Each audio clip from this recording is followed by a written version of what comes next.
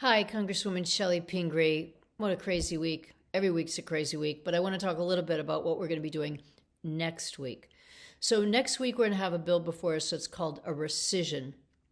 That's different from reconciliation. Reconciliation is the big, beautiful bill that's being fought out now in the Senate that would cut your Medicaid and SNAP benefits. But a rescission is actually a legal way to change the funding from an entity or an organization, not the way that President Trump has been doing it with Elon Musk and the Doge. Here's hoping Elon Musk is now gone for good and we never have to talk about the Doge again. Of course, it's not over. But that was an illegal acquisition of funding because Congress has the power of the purse and the president has no right to take away funding from all of the agencies and entities that he's been doing. But a bill called a rescission can actually come before us, and it can move around funding or it can delete funding. It can change what Congress has done, but Congress has to take that vote. So next week, we'll be voting on a $9 billion rescission. It's got a lot of things in there. We'll talk about it next week and a lot more about what's in there. But one thing I want to mention now is this defunds the Corporation for Public Broadcasting, NPR, and PBS.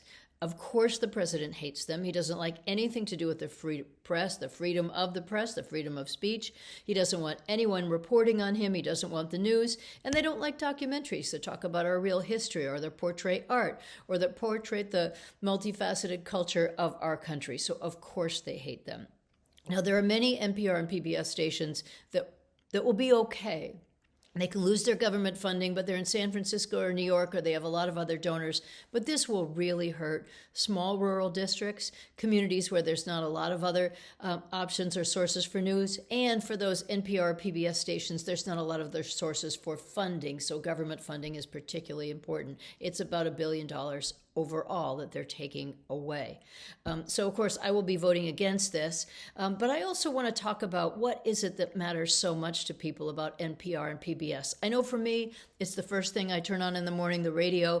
I listen to the local news, the Maine news. In fact, I stream it wherever I am, so I know what the weather is in Maine. I know what news is going on.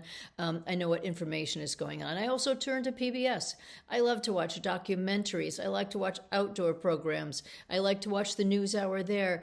I like those stupid British comedies or those mysteries. I love being able to watch basketball tournaments in Maine here so that we can see exactly what's going on during a tournament season for our high school kids. It's also our source of emergency information. It does a whole variety of things. And of course, it's kids programming.